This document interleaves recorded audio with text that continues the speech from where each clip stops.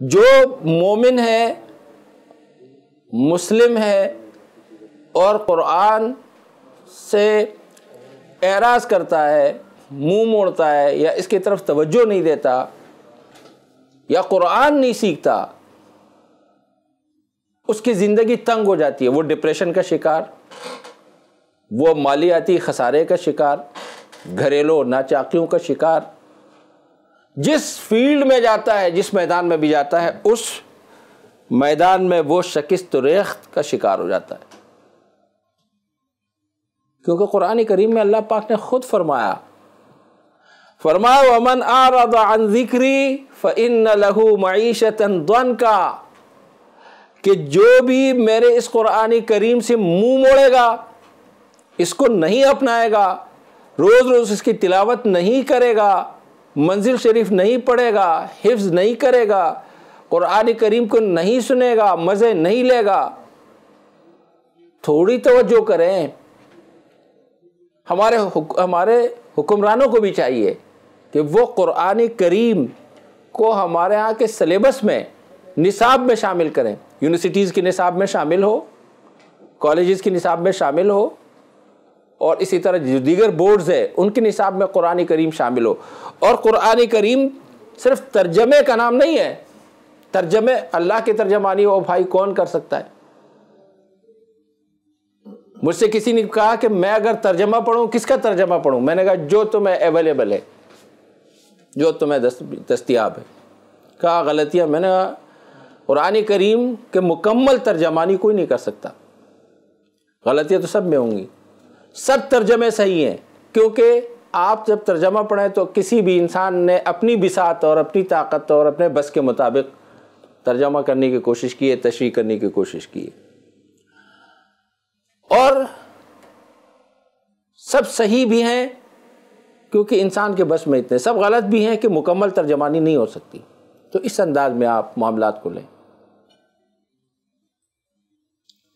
और फिर कुरान करीम को समझने के लिए वो जिस ज़ुबान में है, नबी करीम सल्लल्लाहु अलैहि वसल्लम की जो ज़ुबान है, अहादीस की जो ज़ुबान है, जहाँ पे मरकज़ी इस्लाम है, बैतुल्लाह और मस्जिद नबवी और मस्जिद अक़सा, वहाँ की जो ज़ुबान है, उस ज़ुबान को भी हमारे यहाँ के पीरियड का और सिलेबस का और निसाब का हिस्सा होना चाहिए।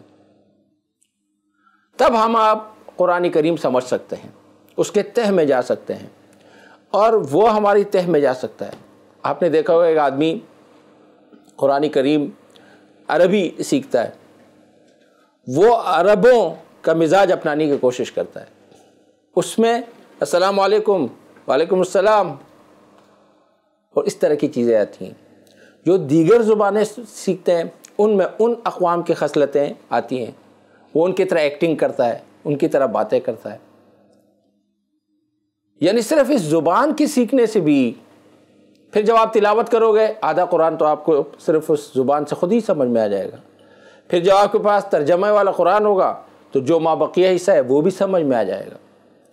और जो कुरान करीम की तिलावत पाबंदी से करता है, कुरान करीम अपने बच्चों को हिफ्ज़ कराता है या ख़ुद नौजवान है वो कुरान करीम की तरफ तवज्जो देता है, वो कभी भी, मैं आपको आज एक बेहतरीन किस्म का गोया एक वजीफ़ा देता हूँ कि जिन जिन के घरों में मालियाती मसाइल हैं, जिन जिन के जेबों में और बटवों में मालियाती मसाइल हैं, वो कुरान की तरफ आ जाए, वो मालदार बन जाएंगे, उनके यहाँ बरकतें आ जाएंगी, बरकतें हर चीज़ में बरकत हो, उनके काम खुद ब खुद होना शुरू हो जाएंगे। और जो कुरान करीम से हटके चलेगा, तवज्जो भी नहीं देगा, रोज़ वैसे खोल के 3 आयतें पढ़ो, एक रुकू पढ़ो, थोड़ा पढ़ो, ज़्यादा नहीं पढ़ सकते, थोड़ा पढ़ो, थोड़ा थोड़ा सीखो। अल्लाह की किताब है, अल्लाह का कलाम है। हमारे पास इस वक्त कोई नबी नहीं आएगा। जो अंबिया आए थे 1,24,000 ज़्यादा और कम, वो तशरीफ़ ले गए, पर्दा फरमा गए। जनाब सरवर कायनात सल्लल्लाहु अलैहि वसल्लम तशरीफ़ ले आए और तशरीफ़ ले गए। हमारे पास इस कुरान के अलावा वरा अलवरा मावरा अल मखलूक, उधर से आसमानों से और कोई चीज़ डायरेक्ट नहीं है, यही है।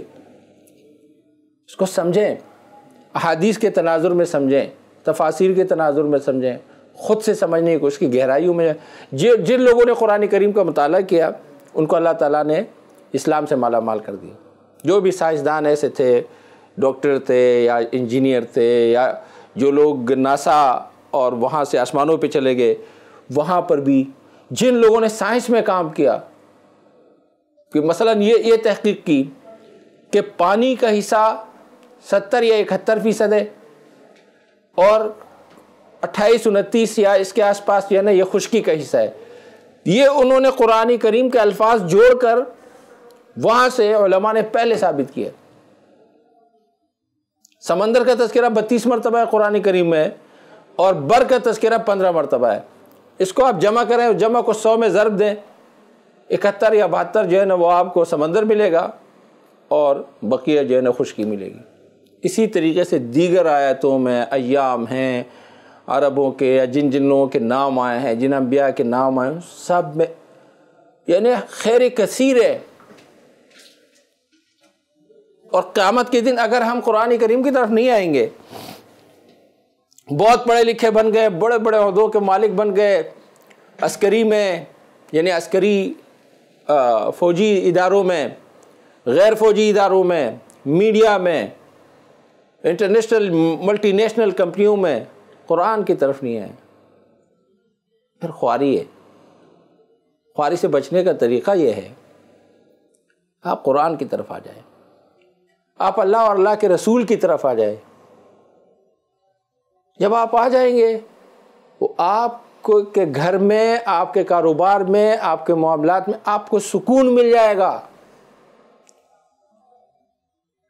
जो लोग नमाज की हकीकत समझते हैं वो जब मस्जिद जाते हैं उनको सुकून मिलता है, उनके रूह को सुकून मिलता है, उनके दिल दिमाग को सुकून मिलता है। आपने देखा होगा कि उनके ऊपर अगर कोई मसाइब आ जाते हैं, कोई मुश्किल आती है, तो उनके आह बुका, गिरियाजारी और ज़्यादा जैसे जो है ना बहुत अजीब व गरीब शक्लें बना के और रोना धोना और ये नहीं, वो अपने कंट्रोल में होते हैं।